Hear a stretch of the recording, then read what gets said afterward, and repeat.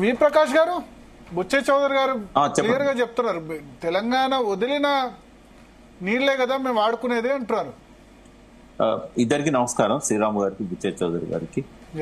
ఇవాళ మనకు సమస్య అంతా కూడా ఈ కృష్ణా బేసిన్ అండ్ గోదావరిలో ఉన్న ఇంకా కొన్ని ప్రాజెక్టులకు సంబంధించిన సమస్యలండి. బనకచెర్ల విషయానికి వచ్చినప్పుడు ఏంటంటే హైడ్రాలజీ క్లియరెన్స్ అయితే వాళ్ళకి ఎట్టి పరిస్థితుల్లో రాదు. ఎందుకంటే మిగులు జలాలు, వరద జలాలు అన్నప్పుడు పర్మిషన్ ఇవ్వరు.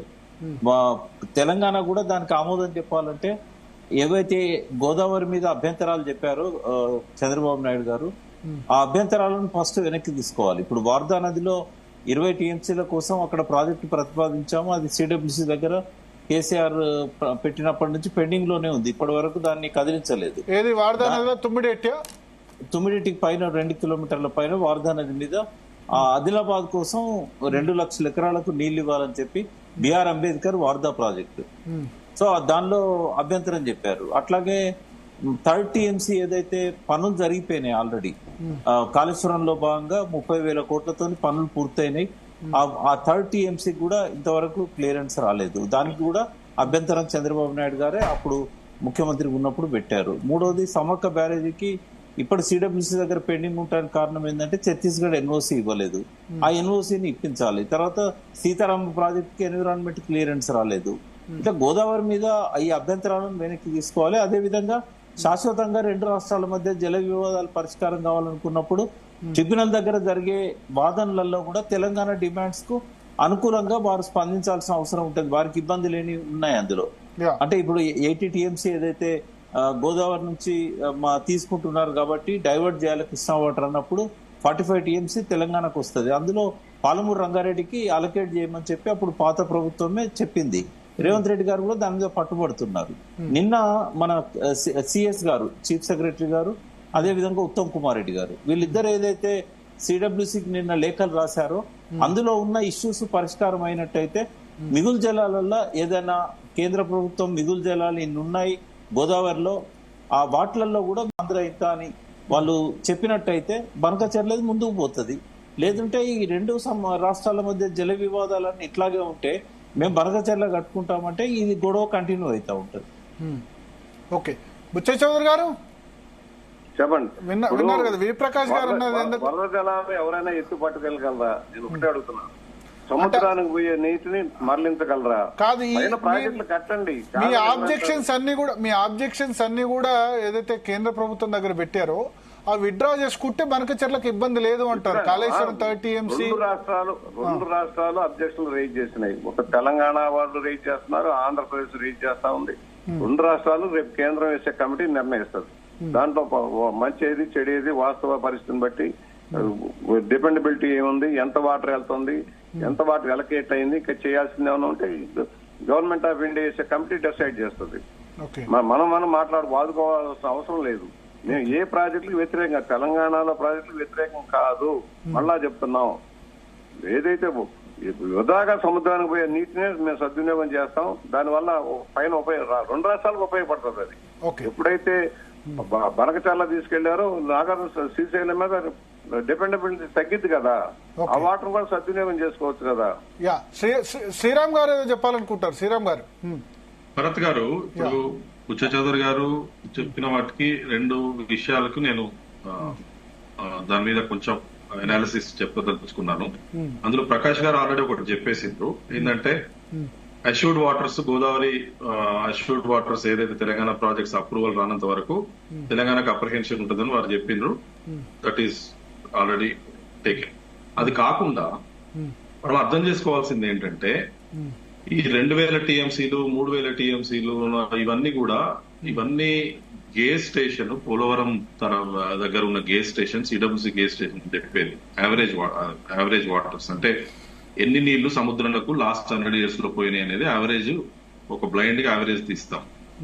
బట్ సిడబ్ల్యూసీ ప్రామాణికత ఉన్న సంస్థ 2023లో వాళ్ళతో 2018లో 2022లో 2023లో నేను అడ్వైజర్ ఉన్నప్పుడే ఈ స్టడీస్ చేయించిన.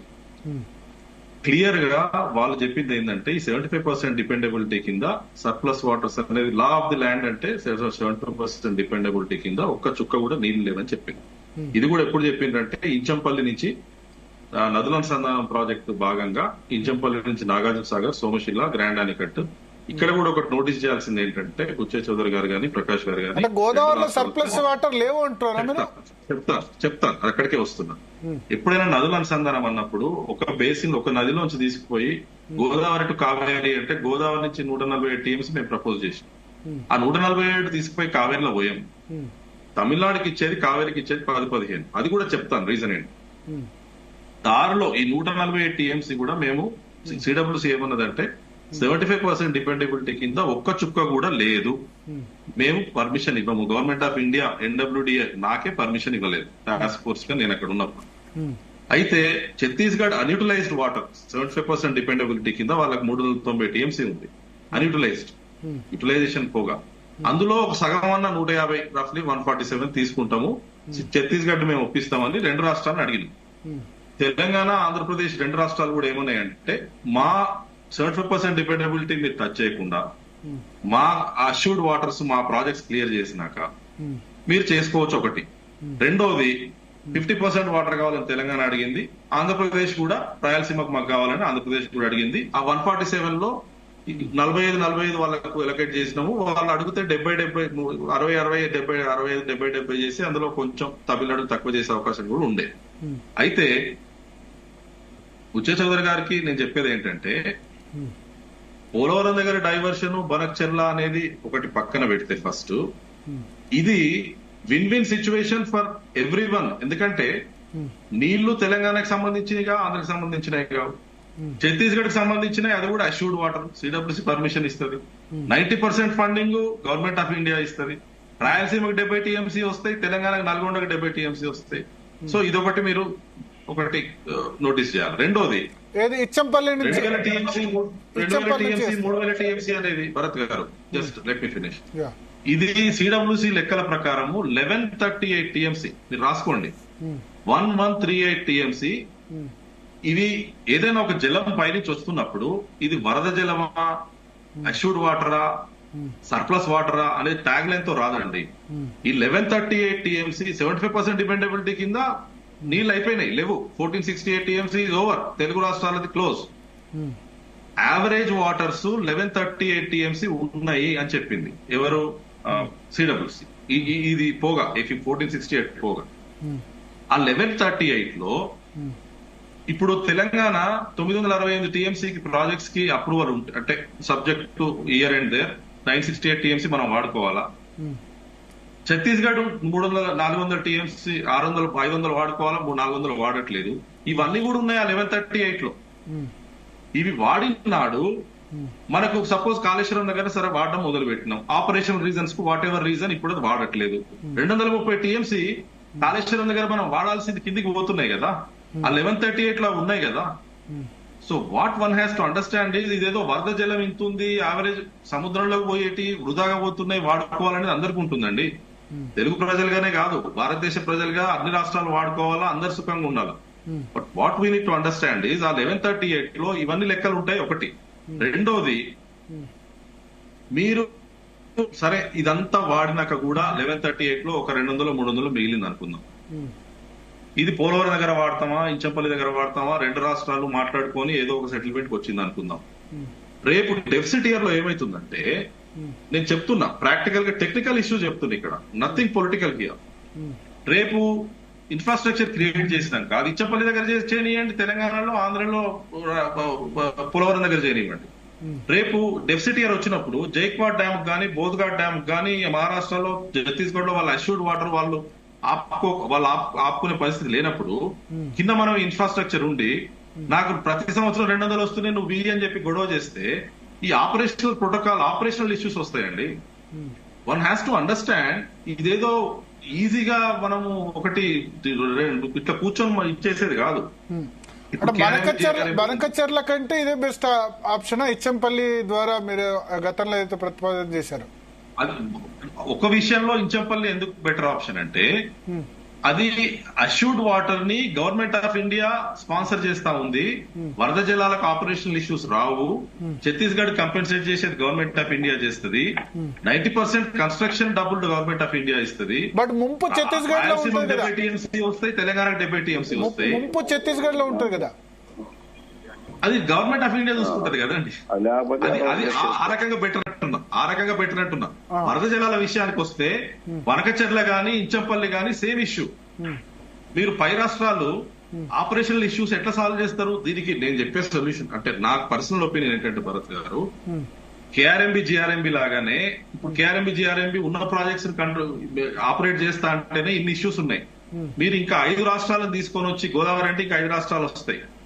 తెలుగు రాష్ట్రాల మధ్యలోనే కాదు, వరద జలాలని నేను వాడను. ఏదైతే జలాలు సముద్రంలోకి పోతున్నాయో average waters, trust me, average waters is the official word, legal word. మీరు ఇప్పటి నుంచి మీరు సజెస్ట్ చేయండి అందరికి, యావరేజ్ వాటర్స్ అని వాడండి. ఈ వరద జలాలు ఇవని చెప్పి ఫ్లడ్ వాటర్ అన్నది ఓన్లీ కృష్ణాలోనే యూజ్ చేయాలా, గోదావరిలో యూజ్ చేయొద్దా? వరద జలాలు నికర జలాలు అనేది ఎక్కడ యూజ్ చేయొద్దండి. Basins in the country. There is only 2 terminologies. One is assured water, the other is average waters. Average waters, okay. There is no question of flood water, surplus water అనేవి మర్చిపోండి, అవన్నీ గాల్లో మాటలు. సో ఇప్పుడు పై రాష్ట్రాలు ఇవన్నీ కూడా ఇప్పుడు వనకచెర్ల కానివ్వండి, ఇచ్చేపల్లి కానివ్వండి, సముద్రంలోకి పోయి వృధాగా పోయే జలాలు వాడుకోవాలనేది బేసికల్లీ అది కామన్ సెన్స్ థింగ్. అది అన్ని రాష్ట్రాల ప్రజలకు ఉపయోగపడాలా, ఆంధ్రప్రదేశ్ కు, రాయలసీమకు, తెలంగాణకు, వేరే రాష్ట్రాలకు కూడా, అందులో డౌటే లేదు. బట్ ఇవన్నీ ఈ టెక్నికల్ ప్రొసీజర్స్, టెక్నికల్ అప్రోచెస్ ఇవన్నీ కూడా మనం అర్థం చేసుకొని దాన్ని వాటి పరిగణలోకి తీసుకొని ఆలోచించాలనేది నేను చెప్పాను. అవి భరత్ గారు, వరద జలం ఎట్లయితే అండి ఇప్పుడు మేము వాడుకోవాల్సిన శ్రీరామ్ గారు ఇప్పుడు మేము వాడుకోవాల్సిన నీళ్ళు అవి వరద జలాలు ఒక్క సెకండ్. కృష్ణా వాటర్స్ లో బుచ్చ చౌదరి గారు చెప్పింది, వారు చెప్పదలుచుకుంది, అది నాకు అర్థమైంది ఏంటంటే 65 బ్రిజేష్ కుమార్ ట్రిబ్యునల్స్ ఎప్పుడైనా ట్రిబ్యునల్ బేసిన్ వైజ్ గా కొన్ని డిసిషన్స్ తీసుకుంటాయండి. ఇప్పుడు కావేరీ వాటర్స్ కి యావరేజ్ వాటర్స్ డిస్ట్రిబ్యూట్ చేయాలనేది కావేరీ ట్రిబ్యునల్ డిసిషన్ తీసుకుంది. అక్కడ యావరేజ్ వాటర్స్ 50% డిపెండబిలిటీ అంటే close to average waters. Brijesh Kumar tribunal ఒక 1/3 ఏమో 75% డిపెండబిలిటీ, ఒక 1/3 ఏమో 65% డిపెండబిలిటీ, ఒక 1/3 ఏమో యావరేజ్ వాటర్స్ కు రీడిస్ట్రిబ్యూట్ చేసింది. అది ఇంకా అవార్డ్ పబ్లిష్ కాలేదు కాబట్టి అది లీగలైజ్ కాలేదు, బట్ చేసింది.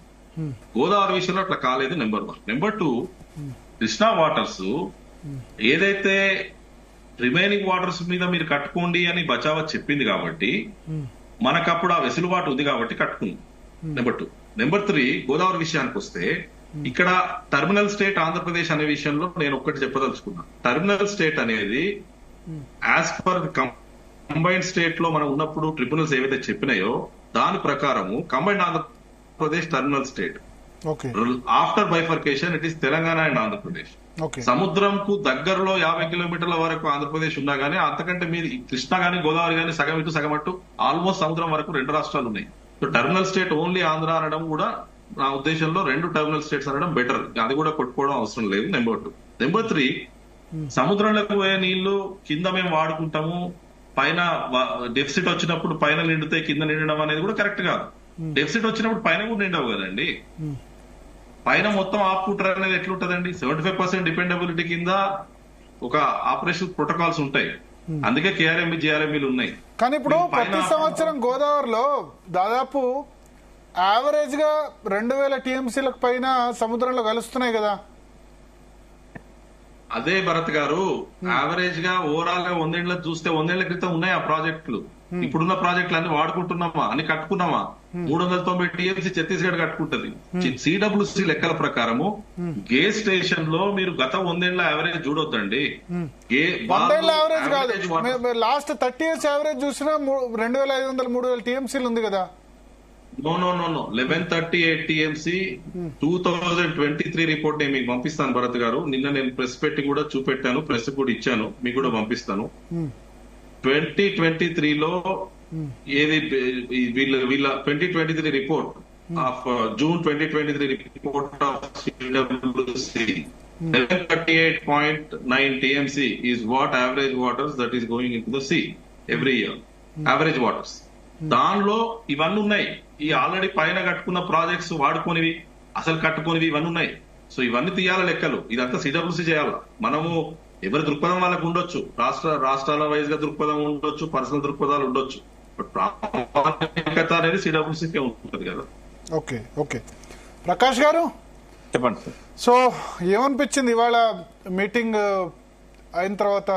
రేవంత్ రెడ్డి మాట్లాడారు, అటు నిమ్మల రామానాయుడు మాట్లాడారు. ఓవరాల్ గా మీ అబ్జర్వేషన్ ఏంటి? అంటే కమిటీ అవసరం అయితే ఉందండి. ఎందుకంటే అప్పుడు సాధ్యం కాలేదు. ఎందుకంటే చంద్రబాబు నాయుడు గారికి కేసీఆర్ గారి మధ్య సయోధ్య లేకుండే ఒక అపెక్స్ కమిటీ మీటింగ్ లో మాత్రమే వాళ్ళు కూర్చొని మాట్లాడుకున్నారు. బట్ ఈ ఇష్యూస్ రిజాల్వ్ చేయడానికి ఇద్దరు కూడా అప్పుడు సుముఖంగా లేకుండ్రి. తర్వాత జగన్ వచ్చిన తర్వాత ఫస్ట్ కొంతకాలం ప్రయత్నం జరిగింది. బట్ ఆయన 2 మీటింగ్ల తర్వాత టెక్నికల్ కమిటీ అపాయింట్ చేశారు. కేవలం గోదావరి జిల్లాలను తెలంగాణ, ఆంధ్ర ఎట్లా వాడుకోవాలనే విషయంలో 5 రిపోర్ట్స్ వచ్చిన తర్వాత అటు ఇంజనీర్స్ ఇటు ఇంజనీర్స్ కలిసి 5 రిపోర్ట్లు ఇచ్చిన తర్వాత ఏకపక్షంగా ఆయన మళ్ళీ మీటింగ్ కి రాకుండా వ్యాప్కోస్ వాళ్ళు ఏదైతే బనకచెర్ల రిపోర్ట్ ఇప్పుడు ఏదైతే వివాదం అవుతున్నదో ఈ రిపోర్టు చంద్రబాబు నాయుడు గారు 2016లో వ్యాప్కోస్ కు వాళ్ళని సర్వే చేయమని చెప్పారు. సో 2019లో జగన్ ముఖ్యమంత్రి అయినాక రిపోర్ట్ ఇచ్చారు. ఇంకా దాని మీద ఆధారపడ్డాడు ఆయన. కేసీఆర్ గారు టెక్నికల్ కమిటీ ఇచ్చిన ప్రతిపాదనల మీద ఆయన ఆలోచించలేదు. తర్వాత రాయలసీమ ఎత్తిపోతల పథకం ఎప్పుడైతే 797 అడుగుల ఎత్తున మొదలు పెట్టాడో ఇంకా ఇద్దరి మధ్య కూడా ఆ బంధం అనేది తెగిపోయిన తర్వాత ఇవాళ రేవంత్ రెడ్డి గారికి చంద్రబాబు నాయుడు గారికి మధ్యలో ఒక సత్సంబంధం ఉంది కాబట్టి దానివల్ల ఇవాళ ఒక టెక్నికల్ కమిటీ అనేది కేంద్రం వేస్తా అన్నది.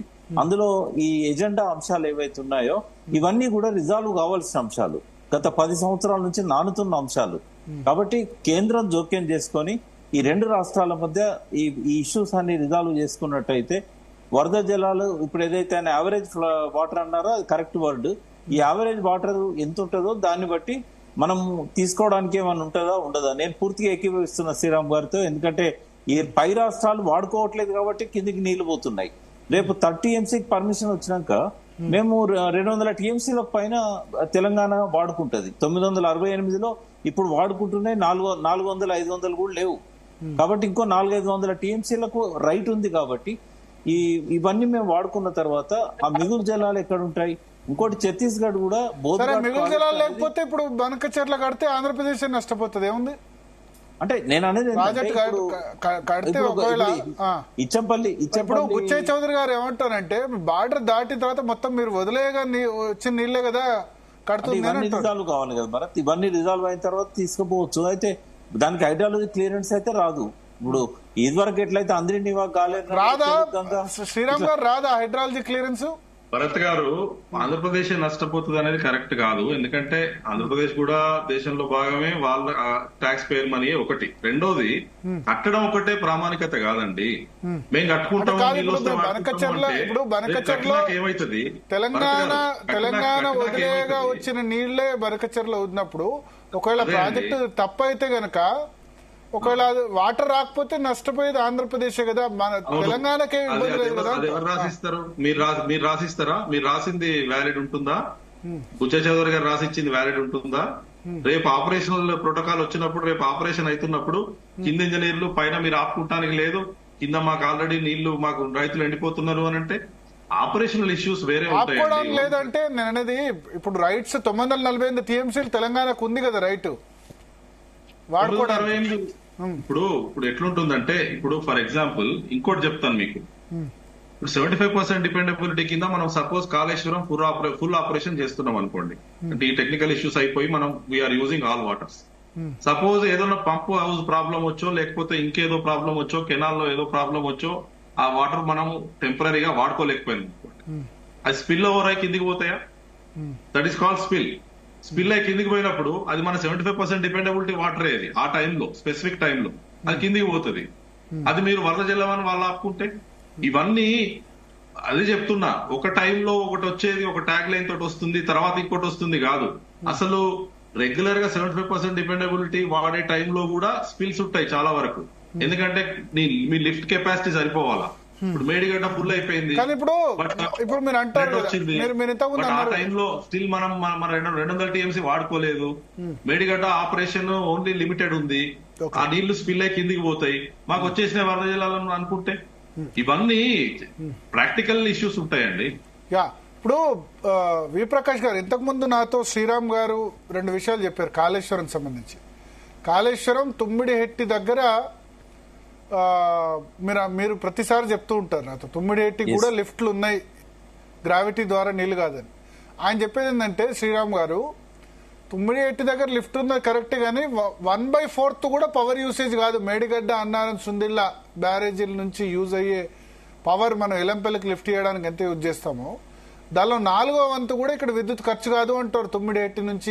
అక్కడ మేజర్ సమస్య ఏముంటుందంటే, ఒకటి బ్యారేజ్ కట్టాలంటే మహారాష్ట్ర వైల్డ్ లైఫ్ వాళ్ళు పర్మిషన్ ఇవ్వాలి, కేంద్ర ప్రభుత్వం ఇవ్వాలి, తర్వాత సుప్రీంకోర్టు కూడా అక్కడ శాంక్చురీ ఉంది కాబట్టి సుప్రీంకోర్టు దగ్గర నుంచి 300 ఎకరాలు 30 ఎకరాలు ముప్పు ఉన్నదట. అంటే ఈ 3 సమస్యలు ఉండడం వల్ల కొంత ఆలస్యం జరుగుతుంది. రెండవది ఏంటంటే, అక్కడ రిజర్వాయర్ కెపాసిటీ ఇప్పుడు 152 కి ఒప్పించలేకపోయినాం కదా, ఇంకా 148 లో మనం అగ్రిమెంట్ చేస్తాం. 148 అయినా 152 అయినా పెద్ద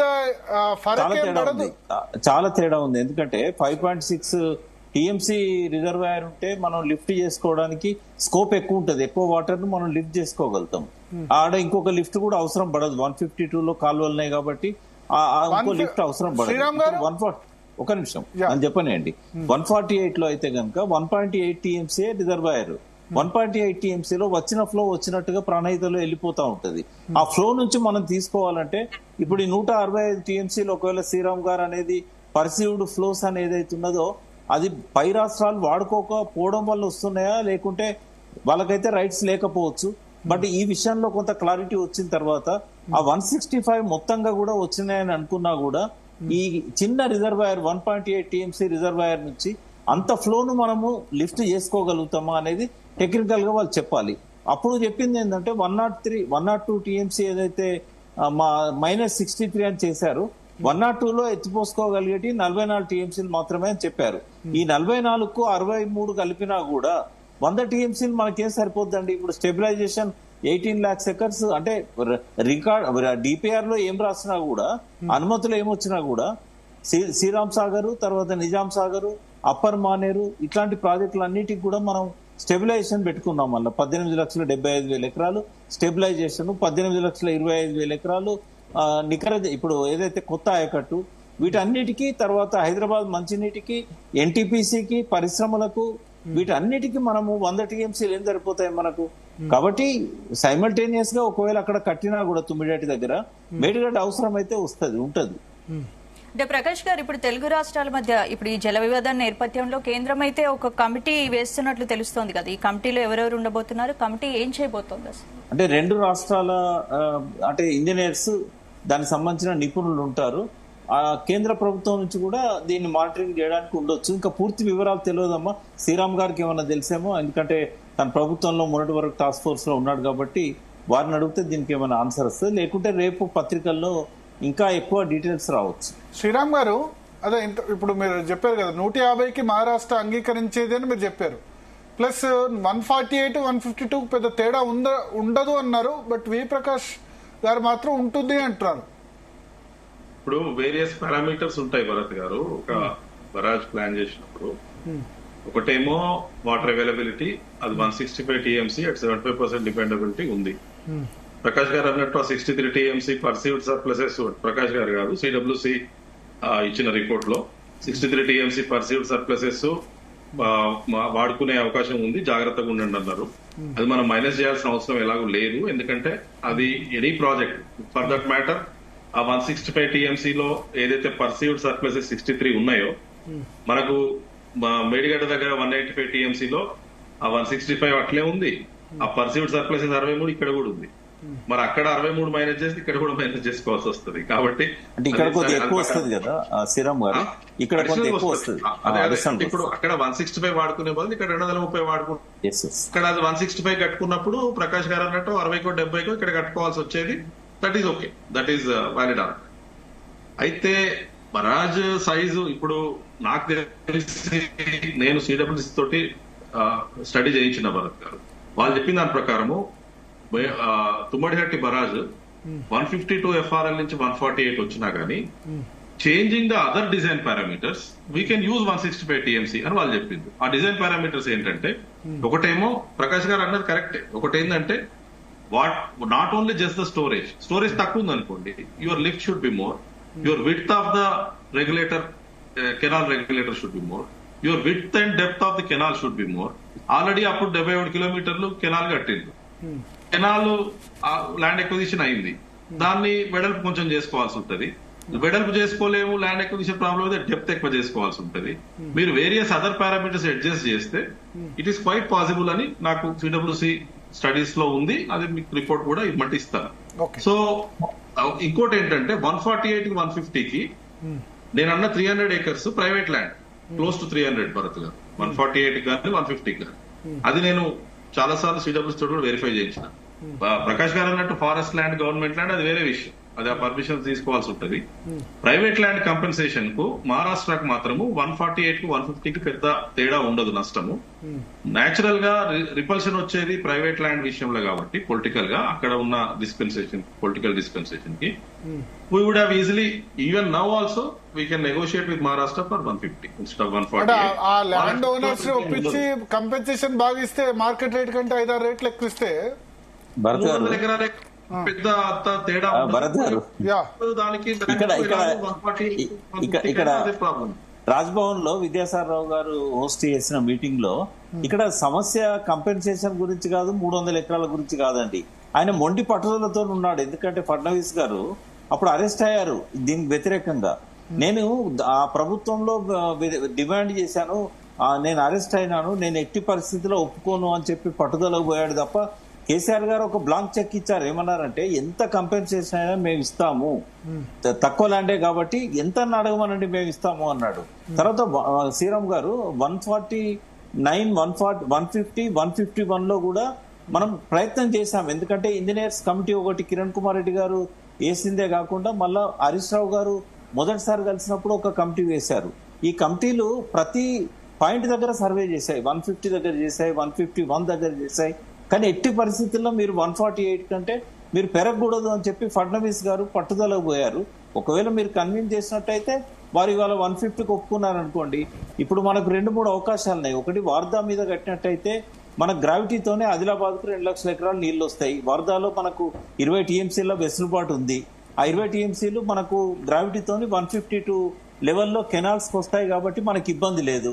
రెండవది ఏంటంటే, ఇక్కడ ఒకవేళ మనం మళ్ళీ బ్యారేజ్ కట్టుకున్నా కూడా ఈ వచ్చే నీటిని మనం కింద నుంచి ఎత్తిపోసుకోకుండా ఎన్ని నీళ్లు వస్తే అన్ని నీళ్లను మనము దీనిలోకి తీసుకోవచ్చు.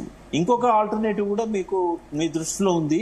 ఇప్పుడు కింద ఏదైతే ప్రాణహితలో కొంత దూరం పోయిన తర్వాత, ఈ చాపరాల్ క్రాస్ అయిన తర్వాత ఒక చిన్న చెక్ డ్యామ్ లాంటిది ఒకటి, అంటే కొంత నీళ్లను హోల్డ్ చేసేటట్టుగా జైపూర్ వాగులోకి గనక దాన్ని మళ్లించడానికి ఒక చిన్న టన్నెల్ కొట్టినట్టయితే డైరెక్ట్ గా సుందిల్ల ప్రాజెక్ట్ లో పడతాయి. అంటే మిగతా 2 లిఫ్ట్లను మనం అవాయిడ్ చేయొచ్చు, మేడిగడ్డ అండ్ అన్నారం. కాబట్టి ఈ 3 ఆల్టర్నేటివ్స్ ఉన్నాయి మనకి. ఇంకా కాకపోతే స్క్యూ పద్ధతిలో బ్యారేజ్ కట్టాలంటున్నారు. టెక్నికల్ గా భారతదేశంలో గానీ ప్రపంచంలో గానీ స్క్యూ పద్ధతిలో బ్యారేజీలు ఇప్పటివరకు లేవంటున్నారు. దాని విషయంలో కొంత మీరు టెక్నికల్ గా స్టడీ చేసినట్టయితే మరి అది ఆ హర్డిల్ కూడా పోయింది అనుకోండి, కొంత ఆలస్యంగానైనా మనం కట్టుకోగలుగుతాం. ఒకటి, ఇంతకుముందు వి ప్రకాష్ గారు, శ్రీరామ్ గారు ఏం సజెస్ట్ చేశారంటే, తెలంగాణ ఎందుకు భారీ స్టోరేజ్ కలిగిన డ్యామ్స్ కట్టట్లేదు, నాగార్జున సాగర్, శ్రీశైలం తరహాలో గోదావరి మీద ఎందుకు కట్టట్లేదు? కట్టాలి కదా.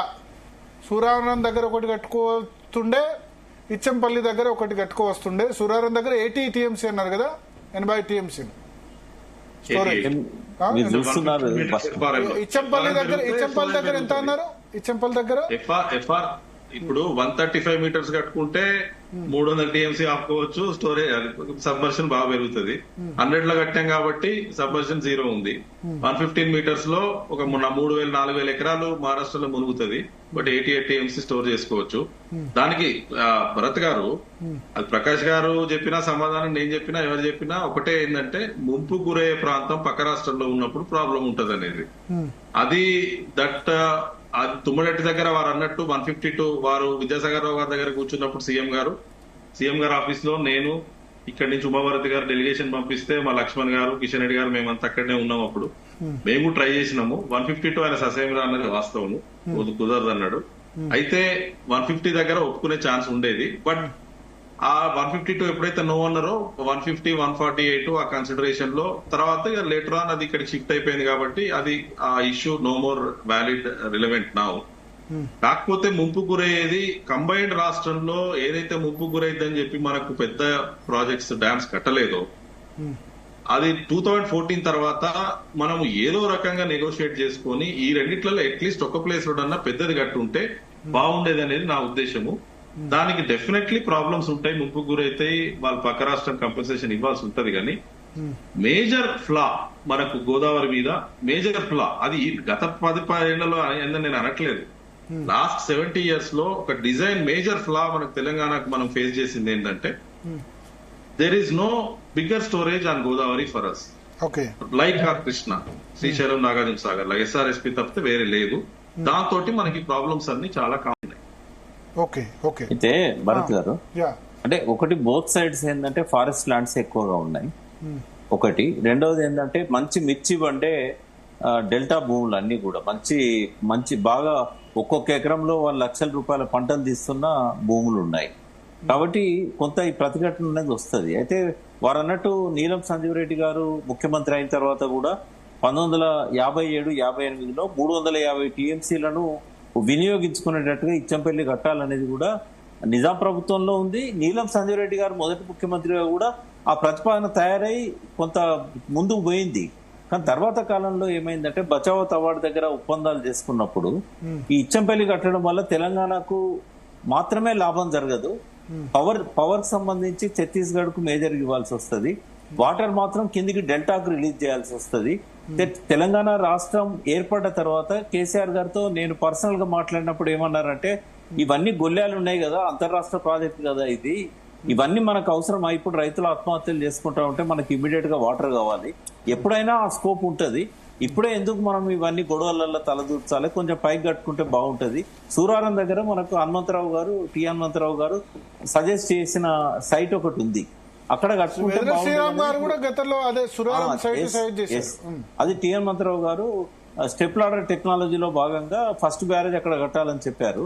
అయితే దాన్ని అక్కడ వీళ్ళు సర్వే చేసినప్పుడు వ్యాప్కోస్ వాళ్ళు ఏమన్నారంటే ఇంకొంచెం కిందికి జరిపినట్టయితే బాగుంటది, బహుశా వాళ్ళు విడుతును దృష్టిలో పెట్టుకున్నారేమో, సూర్యవారం దగ్గర కొంచెం విడత ఎక్కువగా ఉంది, ఇక్కడైతే కొంత విడత తక్కువగా ఉందని అనుకున్నారేమో, టెక్నికల్ రీజన్స్ తోని అది వాళ్ళు కిందికి జరిపారు తప్ప కేసీఆర్ గారు అక్కడ పోయింది లేదు, చూసింది లేదు, దాని మీద చర్చ కూడా జరగలేదు. తర్వాత రెండో పాయింట్ ఏంటంటే ఇప్పుడు ఇచ్చంపల్లి ప్రతిపాదన కనుక 2014లో NWDA వాళ్ళు ఇది అంతర్రాష్ట్ర ప్రాజెక్టుగా 90% మేమే ఖర్చు పెడతామని ఆ రోజు చెప్పుకుంటే మేడిగడ్డ వచ్చేదే కాదు. ఇచ్చంపల్లి నుంచే మనకు ఆ లెవెల్లో కన్నెపల్లి దగ్గర పంప్ హౌస్ లకు సరిపోయిన వాటర్ వచ్చేది. ఇప్పుడు 95 మీటర్స్ అనేది ఒక 40 సంవత్సరాల నుంచి సెంట్రల్ వాటర్ కమిషన్ చెప్తా ఉన్నది. ఎన్నో సార్లు లేఖలు రాసింది సమైక్య రాష్ట్రంలో, ఇచ్చంపల్లిని మీరు 95 మీటర్స్ ఎత్తున కట్టుకోవచ్చు, మీరు ఎప్పుడు కడతారు, ఎప్పుడు మొదలు పెడతారు అని కూడా చాలా సార్లు లెటర్స్ వచ్చినాయి. ఆ కరెస్పాండెంట్ అంతా కూడా CWC దగ్గర ఉంది, ఆంధ్రప్రదేశ్ ప్రభుత్వం దగ్గర కూడా ఉంది, అప్పటి ఉమ్మడి ఆంధ్రప్రదేశ్ ప్రభుత్వం దగ్గర. అయినా కూడా ముందుకు రాలేదు మన ప్రభుత్వాలు ఇచ్చంపల్లి కట్టడానికి. ఇప్పుడు మేడిగడ్డ కట్టిన తర్వాత ఇచ్చంపల్లి కట్టడమా లేకుంటే పక్కన సమ్మక్క బ్యారేజ్ లో ఇవాళ 6-7 టీఎంసీల స్టోరేజ్ ఉండే అవకాశం ఉంది. మరి దానికి బదులు ఇచ్చంపల్లికి బదులు వచ్చిన వాటర్ వచ్చినట్టు దాన్ని క్యారీ ఓవర్ రిజర్వాయర్ గా పెట్టుకొని ఆ సమ్మక్క బ్యారేజ్ ఆల్రెడీ కన్స్ట్రక్షన్ అయిపోయింది కాబట్టి పెద్ద డిస్టెన్స్ కూడా ఎక్కువ లేదు కాబట్టి ఇచ్చంపల్లి ప్రపోజల్ సైట్ కును సమ్మక్క బ్యారేజ్ మధ్యలో 5-6 కిలోమీటర్లు ఉంటే ఎక్కువ.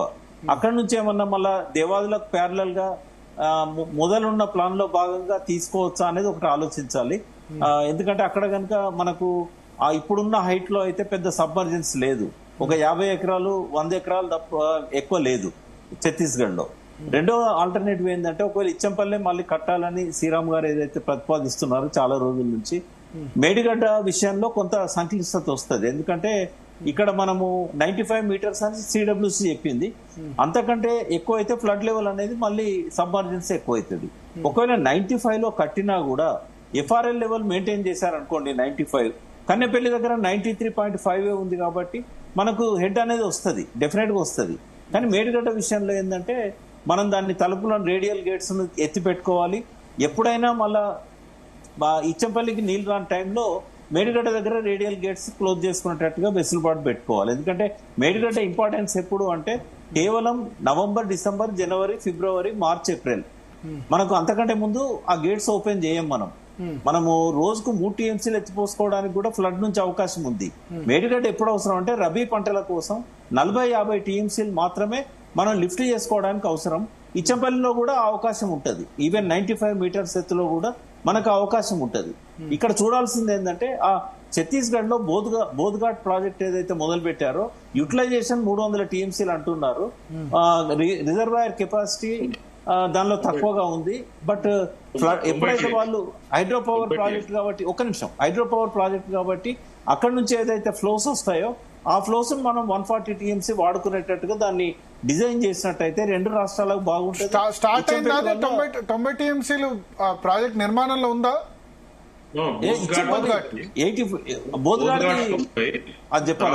ఇంద్రావతి టు మహానది అది ఒక 130, 2 కలిపి 250-300 అక్కడ అయితే ఇది 90, అది 130, 140. అది కలిపినట్టయితే మనకు సఫిషియెంట్ వాటర్ వస్తుంది.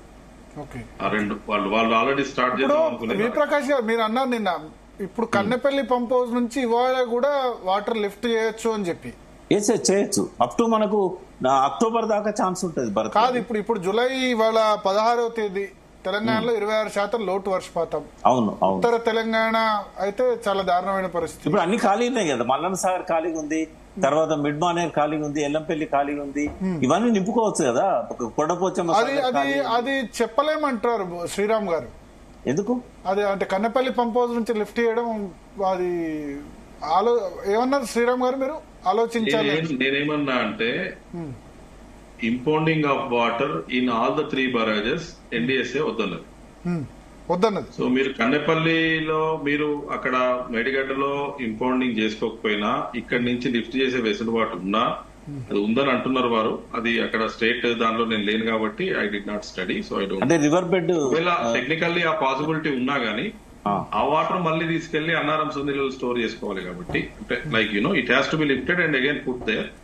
ఎన్డీఎస్ఏ రిపోర్ట్ ప్రకారము వాళ్ళు వాటర్ పెట్టొద్దు అన్నారు అని చెప్పింది నేను. ఎన్డీఎస్ఏ రిపోర్ట్ ప్రకారం అన్నారం సుందిలో కూడా స్టోర్ చేయొద్దు చెప్పిన నేను మీకు. అది నేను భరత్ గారు అన్నారం సుందిలలో ఎన్డీఎస్ఏ పోయిన అంటే 2023 అక్టోబర్ 23-24 వచ్చినప్పుడు వాళ్ళు కొన్ని నోటీస్ చేశారు. అక్కడ ఏవైతే బుంగలు వచ్చినాయి అన్నారో, కొన్ని లీకేజెస్ ఉన్నాయో అవి నోటీస్ చేశారు. నోటీస్ చేసి ఏం చేశారంటే సుందిలలో అయితే ఏం రాలేదు.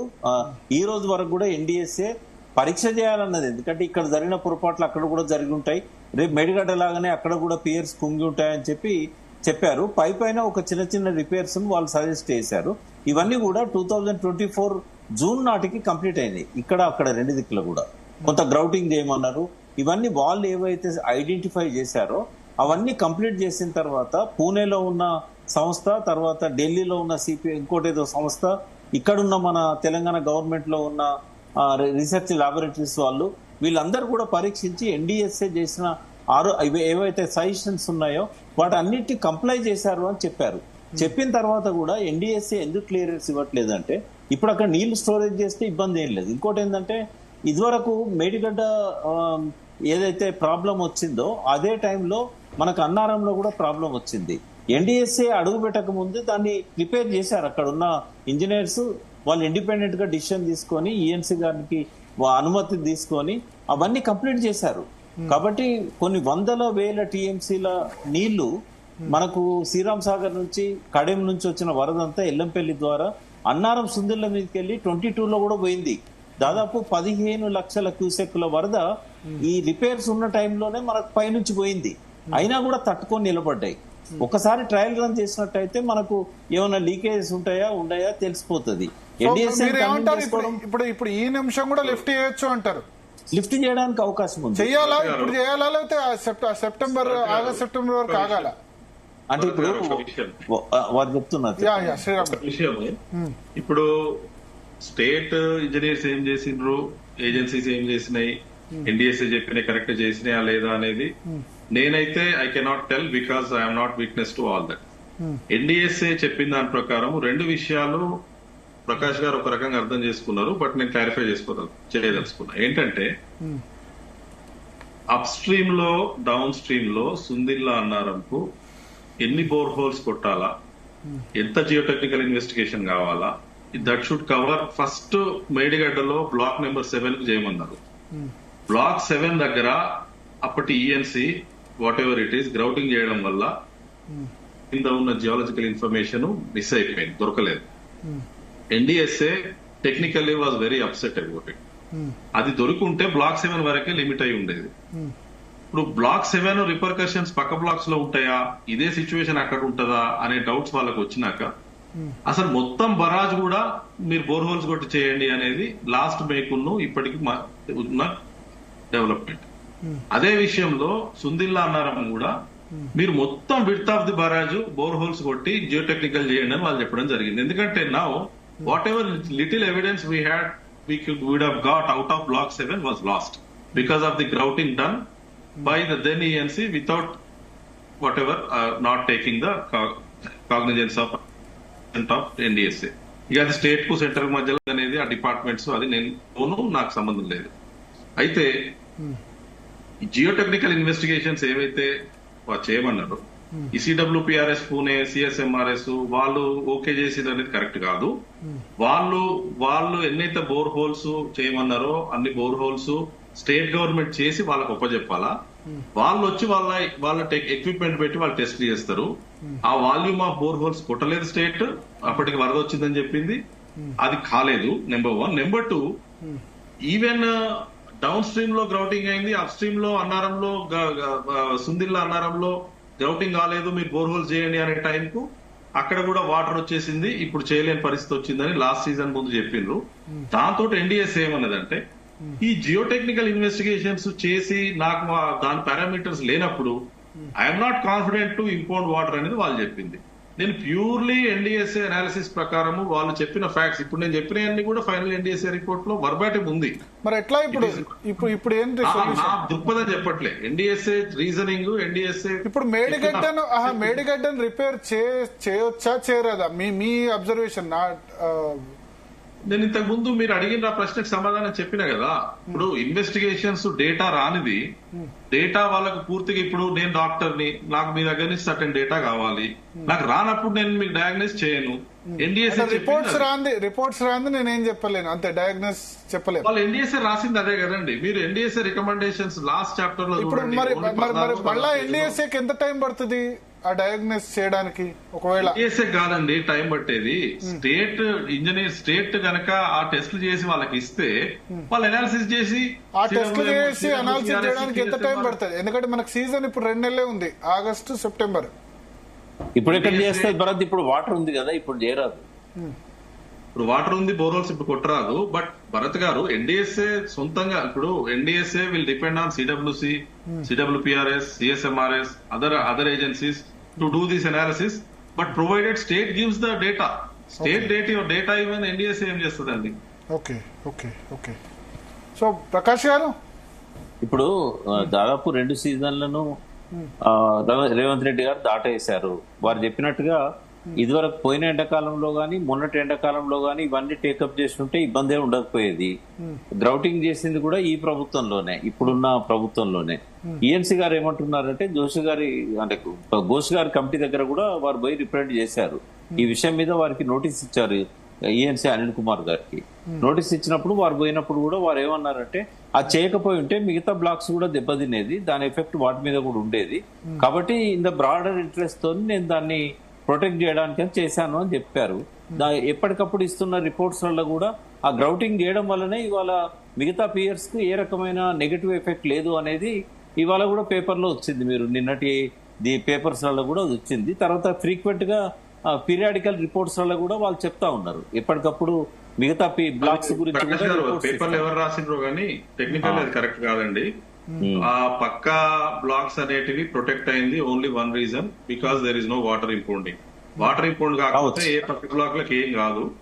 వీళ్ళు ఇంజనీర్లు వీళ్ళు ఇచ్చే రిపోర్ట్స్ వీళ్ళు మీరు అన్నది పేపర్ లో చూసినానే అన్నారు, మీరు అన్నదాన్ని నేను అబ్జెక్ట్ చేయట్లేదు. But technically what NDSA set was పక్క బ్లాక్ ఏ విసుమంతా కూడా ప్రాబ్లం ఉండదు. Only thing is you should not impound water. Grouting కును పక్క బ్లాక్స్ ప్రొటెక్షన్ సంబంధం లేదు. బట్ ఎనీవే వాళ్ళు అన్నారని మీరు అంటున్నారు, which is might be.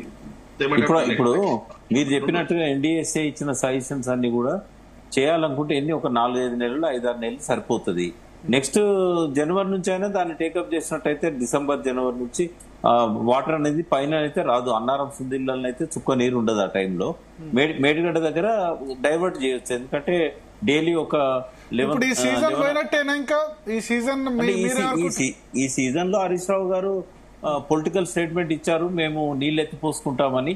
But NDSA వాళ్ళు అబ్జెక్షన్ చేశారు కాబట్టి రేవంత్ రెడ్డి ప్రభుత్వం దాన్ని వైలేట్ చేస్తుందని నేనైతే అనుకోవట్లేదు. ఇప్పుడు రాష్ట్ర ప్రభుత్వం ఎత్తిపోయేది నీళ్లు ఈ సీజన్ ఎత్తిపోయే అవకాశం ఉన్నా కూడా ఎన్డీఎస్ఏ వాళ్ళు వద్దన్నారు కాబట్టి బహుశా ఎన్డీఎస్ఏ వాళ్ళు సంతృప్తి చెందేదాకా ఈ పరీక్షలన్నీ జరిగేదాకా ఎట్లా ఒకవేళ వాటర్ ఇబ్బంది అయితే ఇప్పుడు గవర్నమెంటే కదా ఫేస్ చేస్తుంది, రేవంత్ రెడ్డి గవర్నమెంట్ ఫేస్ చేయాల్సి వస్తుంది. ఇంకో కరువు కాలాన్ని ప్రజలు భరిస్తారు, తప్పదు. ఎందుకంటే ఇప్పుడు ఎన్డీఎస్ఏ చెప్పిన అంశాలను 2 సమ్మర్స్లలో కంప్లీట్ చేస్తుంటే బాగుండేది. వాటికి పెద్ద ఖర్చు కూడా కాదు కదా.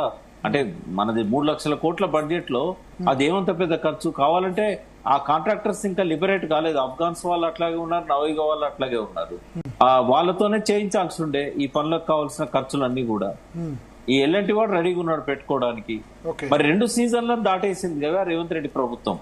ఇప్పుడు ఒకవేళ ఇప్పుడు 3వ సీజన్ కూడా పోయినట్టయితే వ్యతిరేకత వాళ్ళకే వస్తుంది కదా అంట. ఇప్పుడు రైతులు వాళ్ళకే వస్తుంది, ఇది ప్రతిపక్షానికి అడ్వాంటేజ్ అవుతుంది. మరి అది ఆలోచించారా వాళ్ళు?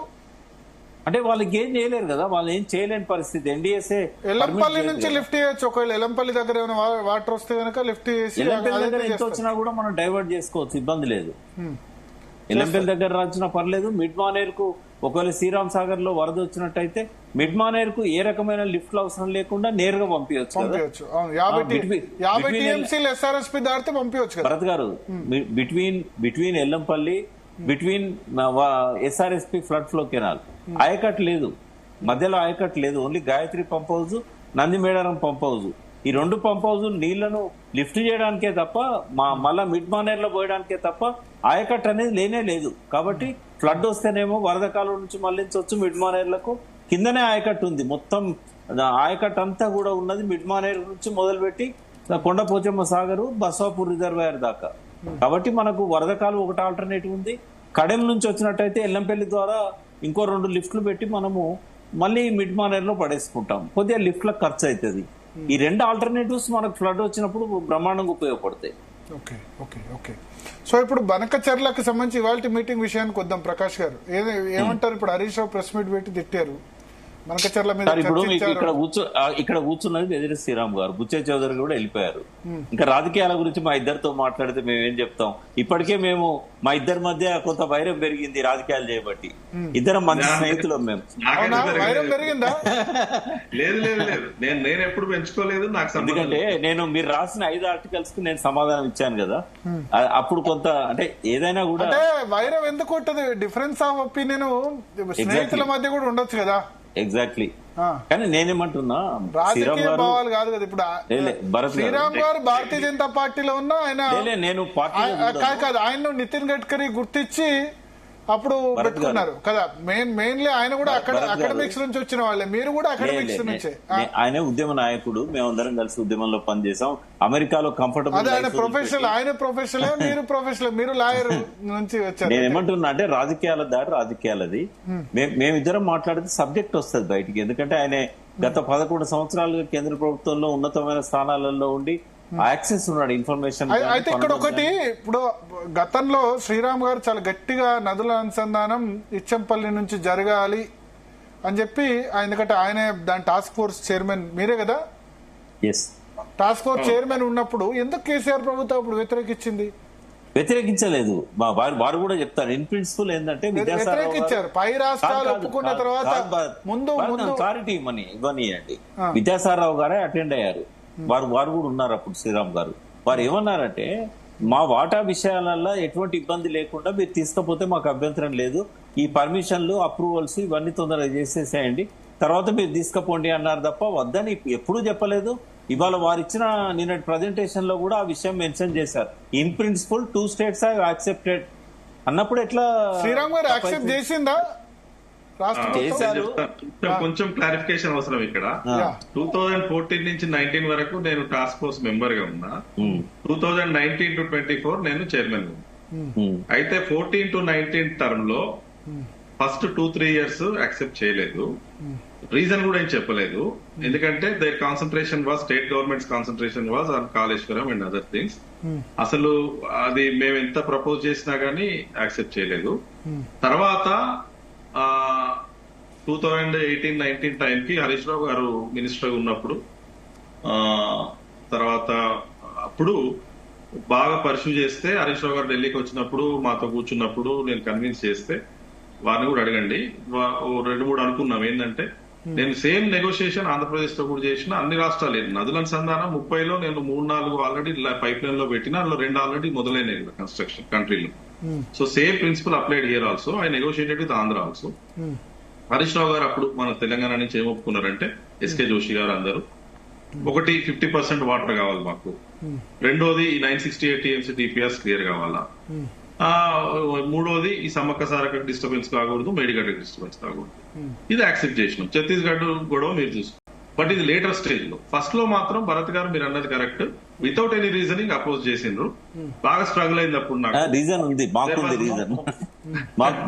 మాకున్న రీజన్ ఏంటంటే ఇది లేట్ అవుతుంది అని. ఇప్పుడు అంతర్రాష్ట్ర ప్రాజెక్ట్ అవుతుంది కాబట్టి డిలే అవుతుంది. వేరే డేట్ కు దీనికి సంబంధం ఉండదు. బట్ పొలిటికల్ కాళేశ్వరం కంప్లీట్ అయిన తర్వాత గోదావరి కావేరి అనుసంధానానికి ఆబ్జెక్షన్ చెప్పడానికి ఇబ్బంది ఏం లేదు. అది అయినాకనే ఒప్పుకున్నారు, అదే చెప్తున్నారు కదా. ఇప్పుడు 19 లో అప్పుడు నా personal opinion, there is no reason to object. ఆ టైంలో పొలిటికల్ రీజన్ ఏదైనా ఉండొచ్చు, బీజేపీకి పేరు వస్తుందనో, సెంట్రల్ గవర్నమెంట్ పేరు వస్తుందనో, ఇక వాట్ ఎవర్ అవన్నీ. అందుకే భరత్ గారు ఏమైతుందంటే అన్నెసరీగా పొలిటికల్, ఇప్పుడు ఎట్లా బరకచర్ల కూడా ఎట్లా పొలిటికల్ గా ఇప్పుడు ఆల్రెడీ ఇప్పుడు హరీష్ రావు ప్రెస్ మీట్ పెట్టారు, కేటీఆర్ ట్వీట్ చేశారు, రేవంత్ రెడ్డి నువ్వు మొత్తం గంగలో కలిపేసావని. రేవంత్ రెడ్డి మళ్ళీ పొలిటికల్ విమర్శలు ఆయన స్టార్ట్ చేశారు. అక్కడ జగన్ స్టేట్మెంట్ ఇచ్చాడు, అసలు బనకచర్లో సర్ప్లస్ వాటర్ ఎక్కడి ఉండవు కదా అని జగన్ జాతీయ మీడియాతో మాట్లాడుతూ అన్నారు. అంటే వాస్తవం కదా. ఇప్పుడు శ్రీరామ్ గారు నన్ను చాలా క్లియర్ గా నిన్న చెప్పారు. మనం అంతకుముందు కూడా 2-3 నెలల నుంచి ఇదే విషయం చెప్పుకుంటున్నాం. నేను కూడా మీతో చాలాసార్లు చెప్పాను, అన్ని రాష్ట్రాలు వాడుకుంటే అక్కడ సర్ప్లసే ఉండదు అని. లాస్ట్ వీక్ చెప్పాము, అంతకుముందు కూడా చెప్పాము. నిన్న ఆధారాలతో సహా శ్రీరామ్ గారు ఇచ్చారు.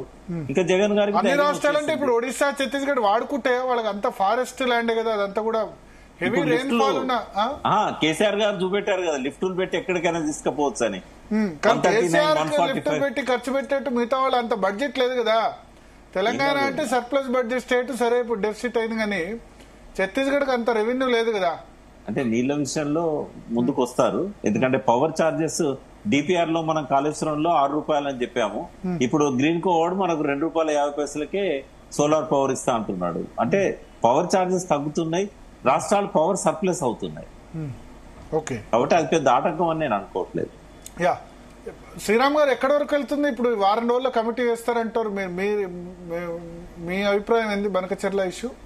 Basically going by what the meeting minute, అదే press note whatever has come, committee వేస్తామంటారు.